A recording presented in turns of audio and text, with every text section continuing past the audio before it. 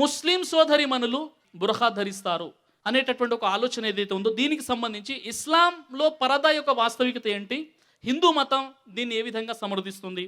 సర్వసామాన్యంగా చాలా వరకు ముస్లిం సోదరిమణులకే పరదా ఉంది అని భావిస్తారు. కానీ ముస్లిం పురుషులకు కూడా పరదా ఉందని అల్లాహ్ సుబ్హానహు వ తఆలా ఖురాన్లో తెలియజేస్తున్నాడు. ఖురాన్లోని సూర నూర్ సూర నెంబర్ 24 ఆయత నెంబర్ 30లో మొట్టమొదటిగా పురుషులకు పరదా అవతరించింది. అంటే పురుషులకు పరదా చేయమని ఆదేశం తెలియజేయడం జరిగింది. ఓ ప్రవక్త, విశ్వాసులైన పురుషులకు నీవిలా తెలియచేయి, మీ చూపులను క్రిందికి దించుకొనుడి, మీ మర్మాంగాలను కాపాడుకోండి. అలాగే ఇది వారికి ఎంతో సముచితమైనటువంటి పద్ధతి. అంటే పురుషులకు ఆజ్ఞ ఏంటి? మీ చూపులు క్రిందికి దించుకోండి, మీ మర్మాంగాలను కాపాడుకోండి, రక్షించుకోండి. పురుషులు తమ చూపుల్ని కాపాడుకోవాలి, తమ మర్మస్థానాలను రక్షించుకోవాలి. అంటే కాపాడుకోవాలి, ఎలాంటి చెడు చేయకూడదని మొట్టమొదటిగా ఈ ఆయత అవతరించిన తర్వాత సూర నూర్ సూర నెంబర్ 24 ఆయత నెంబర్ 31లో స్త్రీలకు పరదా అవతరించింది. ఓ ప్రవక్త, నీవు విశ్వాసులైనటువంటి స్త్రీలకు ఇలా తెలియచేయి, మీ చూపుల్ని కాపాడుకోండి, మీ మర్మాంగాలను రక్షించుకోండి, మీ అలంకరణ ప్రదర్శించవలదు, దానంతట అదే కనిపించేది తప్ప. అలాగే మీ ఓన్నీలను వక్షస్థలాలపై కప్పుకోండి అని వారికి తెలియచేయని అల్లాహ్ సుబ్హానహు వ తఆలా స్త్రీలకు పరదా సంబంధించినటువంటి విషయాన్ని తెలియజేశాడు. అయితే ఈ పరదా ఎందుకు ధరించాలి? ఈ పరదా యొక్క ముఖ్య ఉద్దేశం ఏమిటంటే సూర అల్ అహ్జాబ్ సూర నెంబర్ 33 ఆయత నెంబర్ 59లో, ఓ ప్రవక్త, నీవు నీ భార్యలకు, నీ కూతుళ్లకు, విశ్వాసులైనటువంటి స్త్రీలకు తెలియచేయి, మీ దుప్పట్లను మీపై వ్రేలాడదీసుకోమని చెప్పు. అంటే వారి దుప్పట్లను వారి తలలపై వ్రేలాడదీసుకోమని చెప్పు. ఎందుకంటే వారు గుర్తింపబడడానికి, వారు వేధింపబడకుండా ఉండేందుకు. ఈ రెండు విషయాలు చెప్పారు. మొట్టమొదటిగా వారు గుర్తింపబడాలి, రెండు వారు వేధింపబడకుండా ఉండేందుకు వారు ఈ పరదాలు పాటించాలి. సోదరులారా, ఎవరైతే సాంప్రదాయబద్ధంగా బురఖా ధరించి ఉన్నట్లయితే ఎవరైనా ఆకతాయి కుర్రోళ్ళు వారిని ఎగతాళి చేస్తారంటే ఎట్టి పరిస్థితుల్లో ఈ ఎగతాళి చేసేటటువంటి అవకాశం, ఆస్కారం ఉండదు. ఎందుకంటే వారు పూర్తి బురఖా ధరించి ఉన్నారు కాబట్టి. ఇస్లాం ధర్మములో వస్త్ర అలంకరణకు 6 షరతులు చెప్పబడ్డాయి. మొట్టమొదటిగా సతర్ అని అంటారు. సతర్ అంటే కనిపించకుండా కప్పి ఉంచేటటువంటి ప్రదేశాన్ని సతర్ అంటారు. పురుషుని యొక్క సతర్ ఎలా ఉండాలి?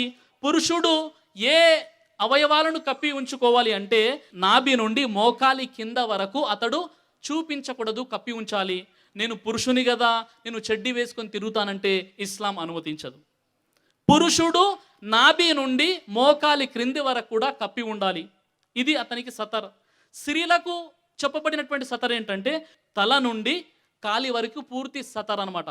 ఈ పూర్తి శరీర భాగం వారు కప్పి ఉంచాలి. అంటే కేవలం చేతులు మాత్రమే చూపించవచ్చు, మిగతా తల నుండి పాదాల వరకు కంప్లీట్ పూర్తిగా వారు కప్పి ఉంచాలి. దీన్ని స్త్రీల కోసం సతర్. ఇది మొదటి విషయం. మిగతా 5 విషయాలు స్త్రీలకు మరియు పురుషులకు సమానంగా తెలియచేయడం జరిగింది. రెండో విషయం ఏమిటంటే విశ్వాసులు ధరించే వస్త్రాలు మరీ పలచగా ఉండకూడదు. ఆ దుస్తులతో పాటు శరీర అవయవాలు కనిపించే విధంగా వస్త్ర అలంకరణ ఉండకూడదు. అంటే సోదరులారా, మరీ పలచగా ఉన్నటువంటి వస్త్రాలు ధరించరాదు. ఎందుకంటే శరీర అవయవాలు కనిపించేటటువంటి అవకాశం ఉంటుంది. ఈరోజు మన సమాజంలో మనం చూస్తున్నాం, ఎంతోమంది సోదరిమణులు వస్త్రాలు ధరించి కూడా నగ్నంగా కనబడుతున్నారు. ప్రవక్త ముహమ్మద్ సల్లల్లాహు అలైహి వసల్లం చెప్పారు, ప్రళయానికి ముందు జరిగే ఒక సూచన ఏమిటంటే స్త్రీలు ఎలాంటి వస్త్రాలు ధరిస్తారంటే వారు వస్త్రాలు ధరించి కూడా నగ్నంగా కనిపిస్తారని ప్రవక్త ముహమ్మద్ సల్లల్లాహు అలైహి వసల్లం వారు తెలియజేశారు. ఇక మూడో విషయం ఏమిటంటే ధరించే వస్త్రాలు మరీ బిగుతుగా, టైట్గా ఉండకూడదు. ఎందుకంటే ఆ బిగుతుగా ఉండడం వల్ల శరీర ఆకారము, శరీరం యొక్క షేప్ కనిపించే విధంగా ఉండకూడదు. దీనికి భిన్నంగా ఈరోజు మనం సమాజంలో చూస్తున్నాం, అలాంటి వస్త్రాలు ధరిస్తున్నారు. ఇక నాలుగో విషయం ఏమిటంటే వస్త్రాలు మరీ ఆకర్షణీయంగా ఉండకూడదు. అంటే పురుషుల వస్త్రాలు స్త్రీలను, స్త్రీల వస్త్రాలను పురుషులు ఆకర్షించే విధంగా ఉండకూడదని చెప్పారు. ఇది నాలుగో విషయం. ఇక ఐదో విషయం ఏమిటంటే విశ్వాసులు ధరించే వస్త్రాలపై ఇతర మతాల చిహ్నాలు ఉండకూడదు అని చెప్పారు. ఇది ఐదో విషయం. ఇక ఆరో విషయం ఏమిటంటే స్త్రీల వస్త్రాలు పురుషులు ధరించకూడదు, పురుషుల వస్త్రాలు స్త్రీలు ధరించకూడదు. ఈ 6 కండిషన్, ఈ 6 షరతులు వస్త్ర అలంకరణకు సంబంధించి తెలియచేయడం జరిగింది. సోదరులారా, మహాశయులారా, ఈరోజు మన సమాజంలోని సరైన గ్రంథాల పరిజ్ఞానం లేని కారణంగా ఈరోజు ఎలాంటి వ్యవస్థను మనం చూస్తున్నామో చూడండి. ఈరోజు ఒక పురుషుని యొక్క ఉన్నతమైనటువంటి కాస్ట్లీ డ్రెస్ ఏంటి? ఈరోజు ఒక హుందాతనంగా ఒక పురుషుడు వేసుకునేటటువంటి వస్త్రాలు ఏంటంటే సూట్ అనమాట. ఒక వ్యక్తి సూట్ ధరిస్తే అది ఉన్నతంగా భావించబడుతుంది. కానీ స్త్రీల యొక్క వస్త్రాలంకరణ ఏంటి? ఒక స్త్రీపై, ఒక సోదరిమణిపై, ఒక యువతిపై ఎంత పలచటి, ఎంత తక్కువ వస్త్రాలు ఉంటే అంత గౌరవంగా పరిగణించబడుతున్నారు ఈరోజు సమాజంలో. అంటే ఒక జానెడు మిడ్డి వేసుకుంటే వారు గొప్పవాళ్ళు అయిపోయారనమాట. మరి ఈ పరదాకు సంబంధించి హైందవ మత గ్రంథాలలో ఉన్నటువంటి విషయం ఏమిటి? ఋగ్వేదం 8వ మండలం 33వ సూక్తం 19వ మంత్రంలో, ఓ స్త్రీ, బ్రహ్మ నిన్ను ఉన్నతమైన ఉత్తమమైన వనితగా సృష్టించాడు, కాబట్టి నీ చూపులు పైకి కాదు క్రిందికి దించుకొనుము, నీ కాళ్ళను దగ్గరిగా కలిపి ఉంచుము, నాభి భాగము కనిపించకుండా వస్త్రాధారణ చేయుము అని హిందూ మత గ్రంథాల్లో ఈ ఆదేశం మనకు కనబడుతుంది. అలాగే ఋగ్వేదం 10వ మండలం 85వ సూక్తం 30 మంత్రాన్ని మనం పరిశీలించినట్లయితే, పురుషుల వస్త్రాలు స్త్రీలు ధరించకూడదు, స్త్రీల వస్త్రాలు పురుషులు ధరించకూడదని చాలా స్పష్టంగా మనకు హైందవ మత గ్రంథాల్లో ఈ ఆదేశం కనబడుతుంది.